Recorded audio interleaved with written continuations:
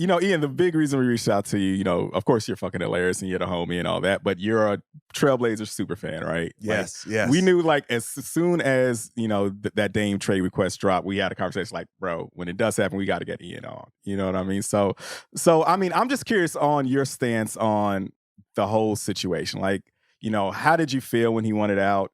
How did you feel about the actual process where they were dragging their feet all summer and your ultimate feelings on, now that Dame is a Buck? I was just up in Portland with some of my friends having dinner who are also Trailblazer fans. And we talked about, to steal something from Succession, we've all pre-grieved. We all completely pre-grieved the Dame thing. Almost going back to like 2 years ago when it's been these different stages of like blue balls, basically. When he finally asked for a trade out, that was almost a relief because you're like, okay, good. Any intelligent Blazer fan could see that we weren't going to be able to like put a winning team around him. And then when the trade finally happened, that was also just like a massive relief after this summer of this weird tension of Heat fans being in like your mentions all the time, calling you like a poverty franchise and like ripping on you and ragging on you for all this different stuff. And also just being someone who like loves Damian Lillard and like wants him to be in a position where he's like happy and can succeed, which I think is like the opinion of 90% of Trailblazer fans. Okay. The trade was like a relief. It was a little weird finally seeing him in like Milwaukee Bucks pictures on Instagram. That was jarring. That's like when some girl you dated like posted a picture of her husband and her baby and you're like, oh man, we could have had it all. But I'm happy for her, I guess. You know what I mean? Yeah. Where you're like, well, she looks good. She's taking college. Like she's definitely mixing collagen into her smoothies. Fantastic. That's nice for her. But it's just it's a relief. It's just like because the pantry is stocked. We have these amazing young players. We've got Scoot. We've got Sharp. I think a lot of people forgot that we have Simon still, and like it's time to turn the page and be excited about this next thing, and that just couldn't happen when Dame was there still. How excited are you about the next thing? It's kind of like y'all weren't that good the last few years, but you had a superstar at least, right? Like so, it makes it a little fun because at least Dame could go for 70 or something weird, right? But how is it? How excited are you about watching it now? You have great young stars, but you don't have that superstar. The NFL season is going strong, and DraftKings Sportsbook is hooking new customers up with an offer that's even stronger. Bet $5 on any game this week to score $200 instantly in bonus bets. And DraftKings isn't stopping there. All customers can take advantage of a sweetener offer every game day this October. Get in on the game day greatness. Download the DraftKings Sportsbook app now and use code Jenkins. That's Jenkins. New customers can score $200 instantly in bonus bets when you bet $5 on the NFL. That's code Jenkins only on DraftKings Sportsbook, an official sports betting partner of the NFL. The crown is yours. I'm thrilled to have a direction, like a declared direction as a team. Because that was the thing about the last few years is like, we clearly weren't that good. Mm-hmm. We just did not have the talent around Damian Lillard, but he like built a floor on every season where like to get Scoot, we had to get lucky in like the lottery. And we also had to sit Damian Lillard for like the last, fifth of the season. So he couldn't accidentally win us 5 more games and get us another like 12th pick that we spend on like a Myers Leonard or like a Zach Collins, or whatever other Frankenstein booted like white center that we wanted to get at that point in the lottery. And shout out to both of those dudes, but like we did have a type, you know what I mean? We were like sort of a Utah light. So we like it's a relief to like have the team have a declared direction. It's also nice to see like as much shit as he took during the process, like Joe Cronin's got balls, dude. Like he really doesn't seem to give a fuck what the media thinks about him or what other than like his sources in the media, which obviously he has those. And to an extent, what like a lot of the people in Portland think about him, because he was just like doing the thing where he's like, you know what, I'm not going to cave into the franchise's best player, maybe period, and definitely since Clyde Drexler, which was like a long time ago. And as a Blazer fan, with these assets, with these young players, And with that dude who like resisted the Miami Heat's offer over and over and over again and eventually got us like what in my opinion, is a much bigger and better haul, and maybe some stuff still to come with Brogdon and potentially the Williams contracts getting moved. I feel good, man. I feel good. It's gonna suck. I think the games that I'm watching, it's gonna be like so frustrating to get beat by like the Jazz by 15 in February. Like those games aren't gonna be fun. But I mean, you get to watch. I think Scoot's gonna be pretty good right away. You get to see whatever Shaedon Sharpe turns into. There's going to be games when DeAndre Ayton goes for like 22 and 20 and 6 blocks. And then there's going to be games where he goes for all those stats, but on 60 shots. And that's going to be frustrating to watch. But Ian, I don't know. Yeah.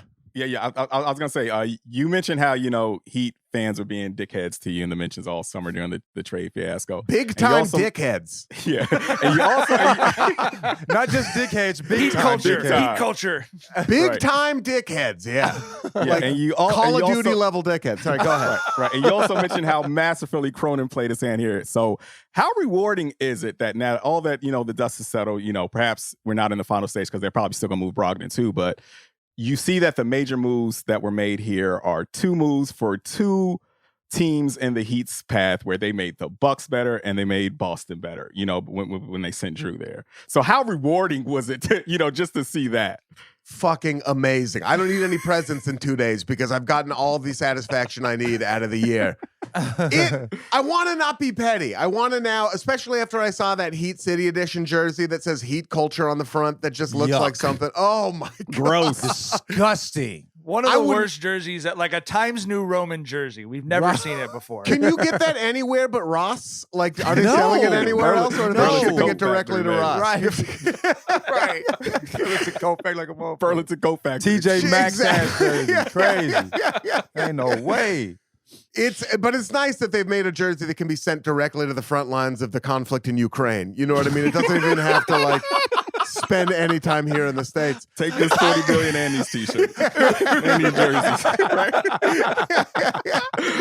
It's like, it was so satisfying. I want to not be petty, but there were so many people in my mentions calling us an unserious poverty franchise.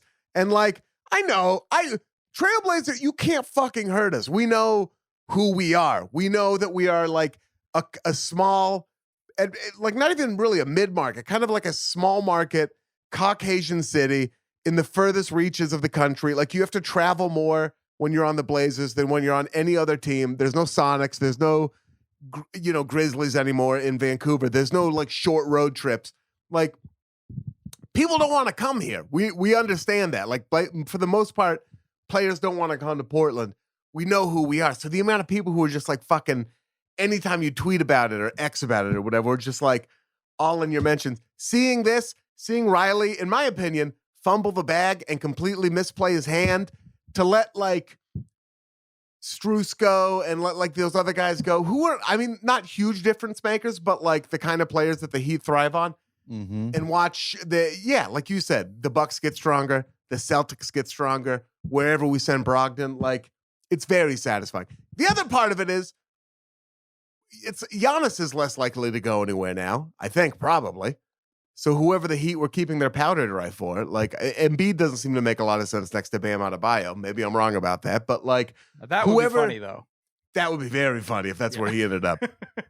So I don't know. It was great. It was a wonderful fuck around and find out moment. In my opinion. Ian, I'm curious for your thought. Like you mentioned the all of the Trailblazers fans I know said exactly what you said. Like, I'm happy for Dame that he, like it worked out that it's nice that all the Heat assholes didn't get rewarded, because I know they felt the same way you did about that. But they're like, but I'm happy for him that he gets to play with someone that he clearly likes and contend for a championship. I think that's like, given how crazy and like intense Trailblazers fans can be, I think that's like a real good on you guys that you have that. Like, well, look, we want what's best for the team because I don't want to just finish in 12th place every year, but I don't hold any ill will towards you. We feel like you gave it the best shot. Like, how is that? How does that feel? Like, what is your relationship like to Dame for the rest of his career? I mean, I think I think there's a little bit of altruism in it, and I think there's also a little bit of like you were saying, recognizing the reality of the situation, which was we're not going to win a championship. We will never be good enough unless you get one of those like once in a lifetime Jokic draft picks in the second round kind of thing. Like we're just never going to be good enough. So it's time for this relationship to like end amicably as well. And then the other part of it is like, he did vocally show a lot of love to Portland. Like he, even after the trade, he's like, this isn't good. He went rom-com on us. He's like, this isn't goodbye. This is see you later. You know what I mean? After my career is out over. the Notebook out this motherfucker. Yeah. Ryan Gosling. Love it. Full blown, which on like our very Caucasian city of Portland was like he knew would work, like pulling out like the Notebook shit. He's like, you had girls in like Stumptown crying into their laptops as they were working on Wieden Kennedy marketing briefs.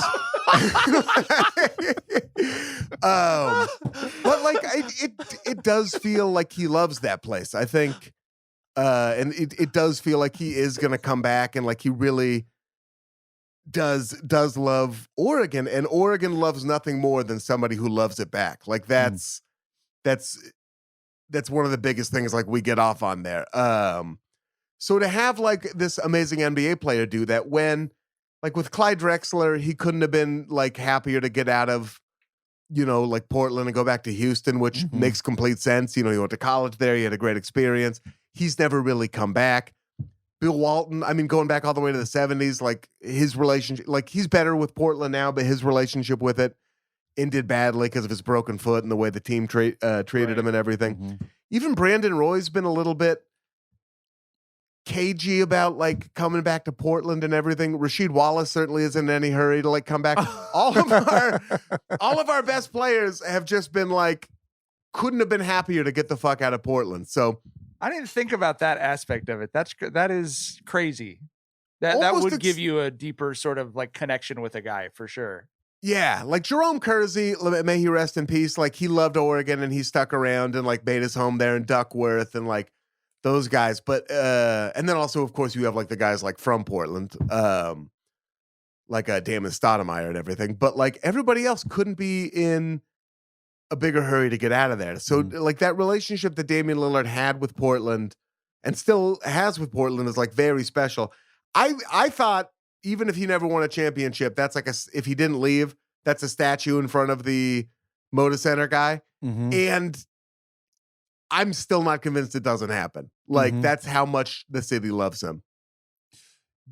Do you think at any point you could have put the guys around him to win a championship? Like I know like we talked about how he didn't have the support, but I don't know if like how do you get that support? I think he almost had to leave in order to find that support, to get it on a championship, quality team.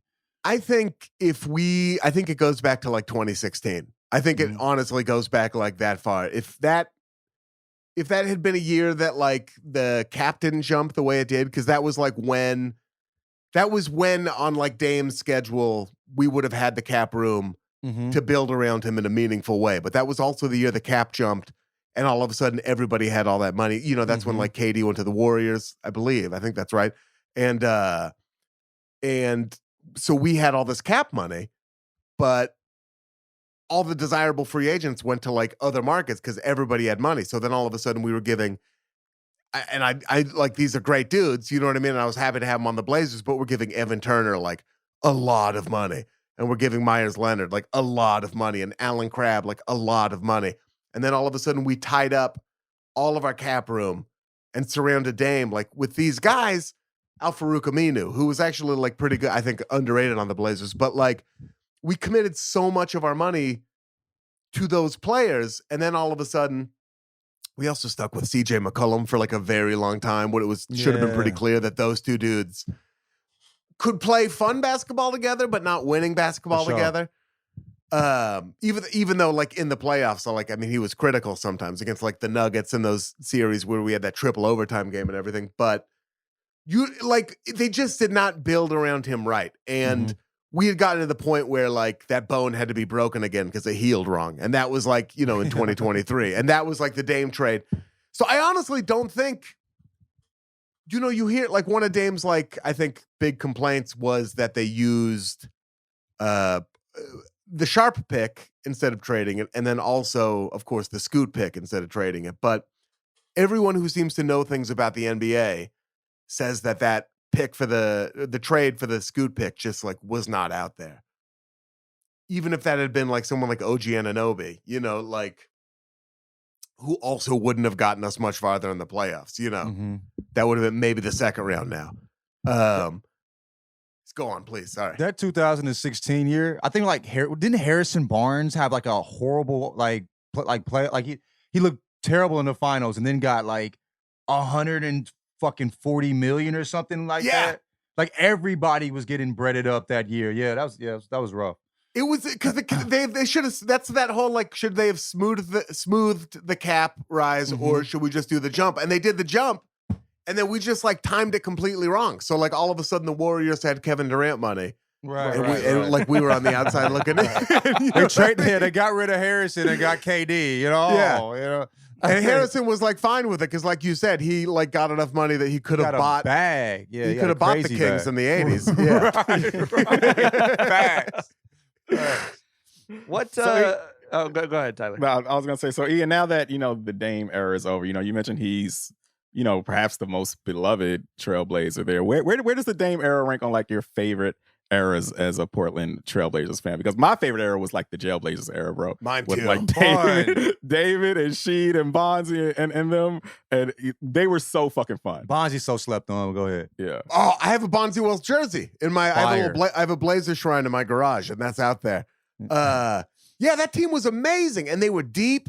And if it weren't for that fucking Shaq Kobe, I think it was 2000. Yes. The fourth quarter where we went up 13. I'm sorry, Ian. My favorite sports moment. That's that alley-oop, man. That's the defining moment. Kobe Shaq. I punched. I remember. I have a visceral memory of sitting on this like green, vaguely shag carpet in my mother's living room, watching that game and punching the floor so hard when that alley-oop happened that like the furniture shook like a little bit, and like my mom came in from the other room. Hulk smashed that shit. Right. We would have won if it weren't for that fourth quarter. I'm fairly confident we wouldn't be so obsessed with 1977 because I think we would have won a championship then. Right. Rasheed Wallace is. I mean, Damian Lillard has since become my favorite Blazer ever, but Rasheed Wallace is a very, very close second place. Especially like if I was a teenager then, I was like 15, like 14, 15, 16 in those years, your rebellious years. The media was obsessed with fucking hating that Blazers team. You know what I mean? A, because they were all a little bit racist, and B, because like some of those dudes were fucking up in ways where you're like, come on, man, like we're so close to the championship. Damon tried to sneak weed through the airport in foil. Through the airport. Through the airport, those dudes, they were crazy. I mean, we also had Ruben Patterson on that team, who was like an actual like bad dude. You know what I mean? Like an actual criminal. And like, they were self-destruct. Also show the picture of like, who is it? Is it Rasheed Wallace and Bonzi at the Christmas tree? There's like some Christmas tree charity, and there's pictures of them. It's classic. You can tell they showed up like 3 minutes after it started. They never make eye contact with anyone, and they leave as soon as their like contract mandated like 15 minutes is there. It's fantastic. But also seeing just Rasheed scream at like refs and everything. But I mean, and I've said this before, but like I think when you're a fan of a team like the Trailblazers, where you have to think like realistically,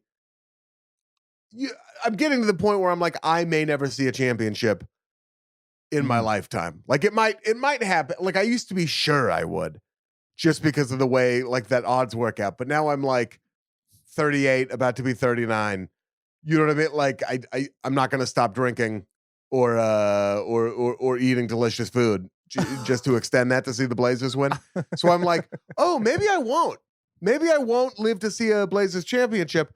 So you have to like, when you're in that circumstance, you have to like learn how to love those moments of pure euphoria that maybe aren't the championship. And Damian Lillard has given us several of those. And like the shot over Paul George. Sheesh. The OKC one. And then also the shot over Chandler Parsons in Houston. 2 series-ending three-pointers, like as time was running out. I got to be there for the Houston one, and I watched the Oklahoma City one on TV. Like those are 2 moments that I got like as a fan where I'm just like, thank you. That's enough. That's enough for me. I was going to ask you what your favorite Dame moment was looking back, and I would assume it would be one of those 2. For me, it was the Houston one because I had just gotten on TV for the first time. They put me on the Jumbotron during that game. I was bringing this girl who like I had a real will they won't they situation with, and I was sitting like 8 rows back behind the basket that he hit the 3-pointer on. Oh so it was like, it was one of those like everything's coming up Ian evenings. It was fantastic. It was amazing. And just to like it was so loud in the concourse after the game. It was louder in the concourse after that game than I'd ever heard it inside any other arena in my entire life up to that point.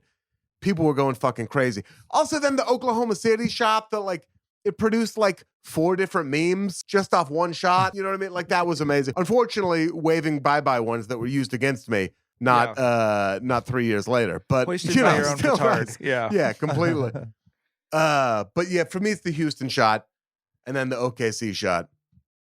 And then his appearance on Portlandia. You know, those are probably top 3.